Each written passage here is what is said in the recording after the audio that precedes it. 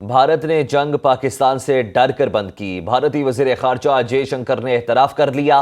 امریکی میڈیا کو انٹرویو میں کہا کہ 9 مئی کو امریکی نائب صدر نے نریندر مودی کو بتایا پاکستان بڑا حملہ کرے گا۔ جب جے ڈی وینس نے مودی کو کال کی تو وہ اس وقت کمرے میں ہی موجود تھا۔ امریکی نائب صدر نے کہا کہ بھارت نے کچھ باتیں تسلیم نہ کی تو پاکستان حملہ کر دے گا، اور اسی رات پاکستان نے بڑا حملہ کر دیا۔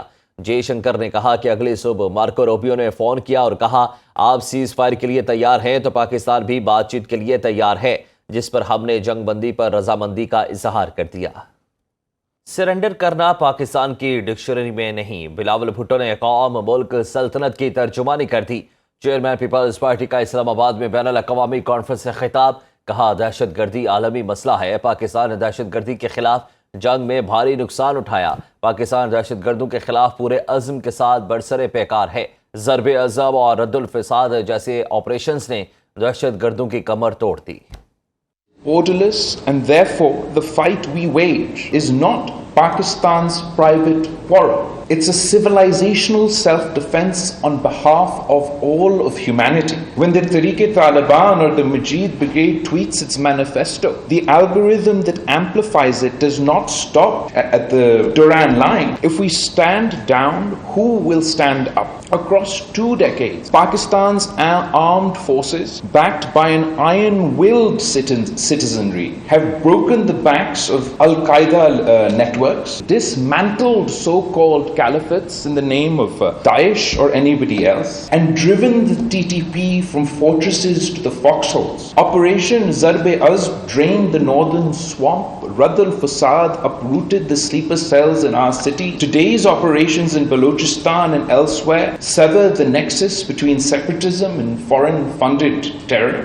افغانستان میں دہشت گردوں کی موجودگی کے ثبوت بھی افغان حکومت کو دیے۔ افغان حکومت کو کئی بار کہا اپنی سرزمین پر دہشت گردوں کے خلاف کارروائی کرے۔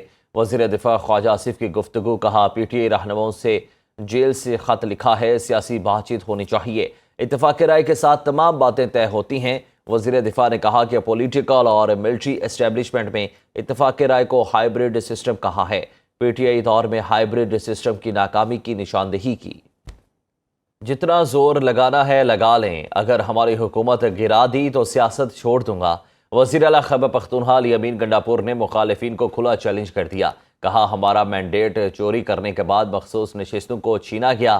9 مئی ایک بہانہ ہے اور بانی پی ٹی آئی نشانہ ہے۔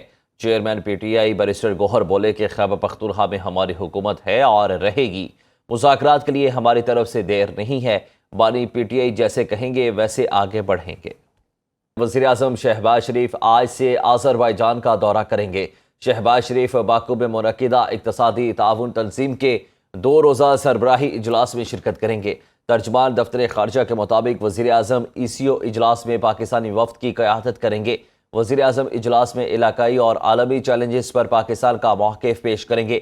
وزیراعظم ECO ویژن 2025 سے پاکستان کی وابستگی کا اعادہ کریں گے۔ وزیراعظم شہباز شریف علاقائی تجارت، توانائی تعاون اور پائیدار ترقی پر زور دیں گے۔ وزیراعظم سے اس موقع پر عالمی رہنماؤں سے 2 طرفہ ملاقاتیں بھی ہوں گی، جن 2 میں باہمی دلچسپی کے امور پر بات چیت کی جائے گی۔ بھارت نے جنگ پاکستان سے ڈر کر بند کی۔ بھارتی وزیر خارجہ جے شنکر نے اعتراف کر لیا۔ امریکی میڈیا کو انٹرویو میں کہا کہ 9 مئی کو امریکی نائب صدر نے نریندر مودی کو بتایا پاکستان بڑا حملہ کرے گا۔ جب جے ڈی وینس نے مودی کو کال کی تو وہ اس وقت کمرے میں ہی موجود تھا۔ امریکی نائب صدر نے کہا کہ بھارت نے کچھ باتیں تسلیم نہ کی تو پاکستان حملہ کر دے گا، اور اسی رات پاکستان نے بڑا حملہ کر دیا۔ جے شنکر نے کہا کہ اگلی صبح مارکو روبیو نے فون کیا اور کہا آپ سیز فائر کے لیے تیار ہیں تو پاکستان بھی بات چیت کے لیے تیار ہے، جس پر ہم نے جنگ بندی پر رضامندی کا اظہار کر دیا۔